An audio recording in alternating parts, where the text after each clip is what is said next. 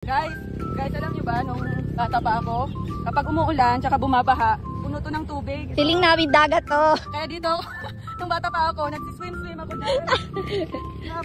Pinapagalitan ako ng tatay ko. Ay, yung swim pa din. Uy, ako din, te. Tapos diba, yung mga, yan, yung mga niyog, dyan tayo naglalaro dati. Oo. Yung, ano ba yung tawag, yung duyan-duyan, yung ano ng niyog, yung dahon ng yung... niyog. Tapos, yung, ano tawag yun, yung sliding, yung padidit yan sa... Padidit-pididit sa una, guys. Dito yata yung may, ano eh, May tabay. Balon. Balon.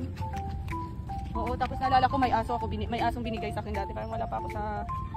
Ano Sa wisyo. Bata, ay ano pa. Yung bata pa talaga ako noon, may asong binigay sa ang ginawa ko, pinapalangoy-langoy ko siya dyan sa ano, yung sa balon. Kaya nagkasakit siya at namatay. Kawawa. Ako po, kami po, nabitulo ka ito, gilabay na mo dito among gipalangoy. Oo.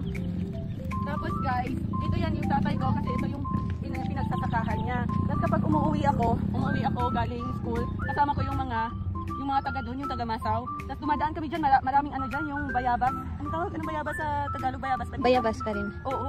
Doon madami, tapos sabi nila, ano daw, yung nananaga daw yung ano may-ari ng bayabas. So nung kumuha kami, nagmamadali. Tapos yung may-ari, takbo, sabi ko, Papa, help! Sabi ko, tulungan mo ako, ganun.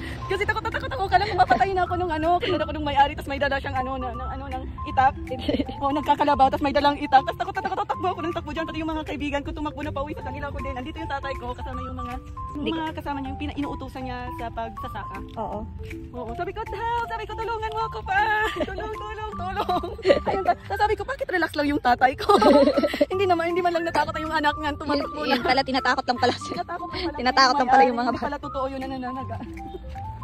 Dito, tapos. Ito yung palayan, guys. Tapos guys, ano ba yung, guys, alam niyo yung pinaka, dyan guys, alam niyo yung dyan, yung mga dahon, ay, ano tawag dyan? Yung mga grass, yung mga bushes, ganyan, yung mga bushes na yan.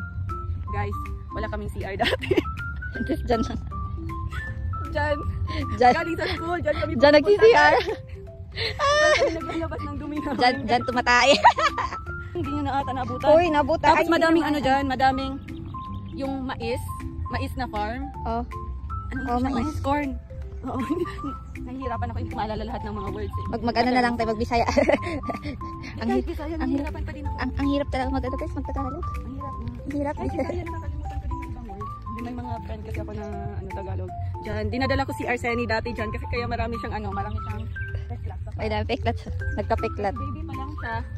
Naghahanap ng yung gagamba sa maisan. Maisan Tagalog, mais pa din, di ba? Guys, pasensya na, hindi kasi kami Tagalog. Bisaya kami, guys. Tinatry lang namin Tagalog para maintindihan nyo din. Pero kung hindi nyo maintindihan, huwag nyo na lang intindihin. Huwag nyo na lang kami intindihin. Nahihirapan to talaga kami mag-Tagalog. Oo. Basta yun lang, naintindihan naman siguro ng mga friends ko na Tagalog. Tagaliog lang kami, guys. Mainit.